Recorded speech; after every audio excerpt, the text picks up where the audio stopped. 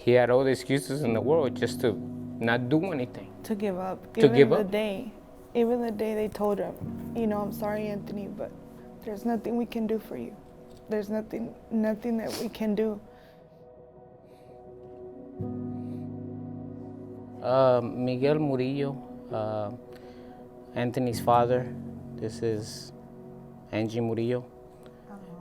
She's mom, and Anthony was our oldest. We have three more. Albert, he's 17. Chloe, she's 7.5, and Alonso, he's 6 years old. But Anthony was our oldest. He had just turned 18, right, when he got diagnosed with leukemia. Since Anthony was born, when he was a baby, we didn't know that he was born with the chromosome X, which is a genetic chromosome that causes them to be hard of hearing or causes them to be deaf. Like she's saying, a lot of kids, it's like they just have a normal life. Anthony was born deaf, and that itself is an obstacle to kind of get through. What he lacked from what he wasn't able to hear,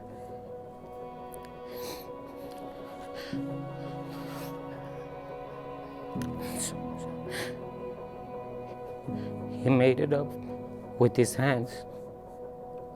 I would show him how to run like an electrical light.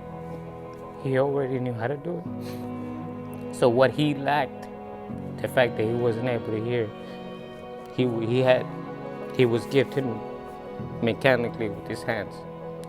So that kind of told me nothing's gonna be able to stop him,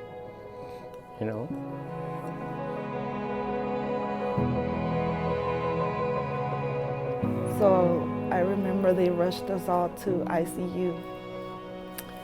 And sure enough, right away all the doctors come in, the nurses come in, he's been put in oxygen.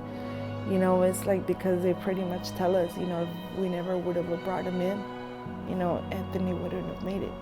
So since that day, our world got turned upside down, and me and Angie never looked back. For 7-8 months, me and her lived at Texas Children, and yeah, we miss him.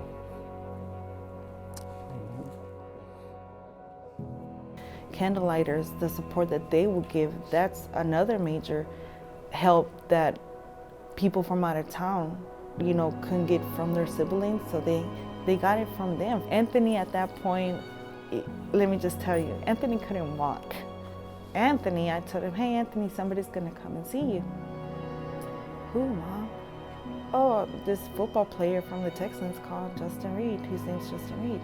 And then Anthony's just like in shock. I gotta get out of bed. He cannot see me in bed. I don't know how he did it. This kid just couldn't walk.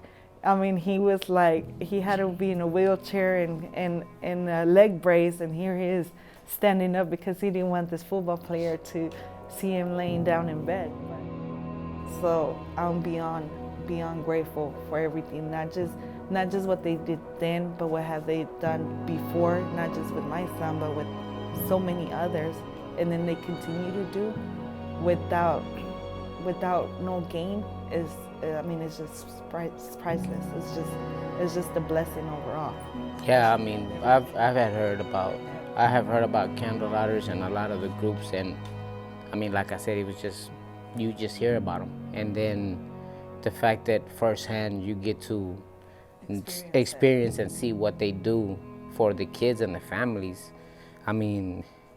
It's overwhelming, because here we are as strangers, and they do so much. And when it impacts your son, when they're in that state, it's almost like, you become family altogether.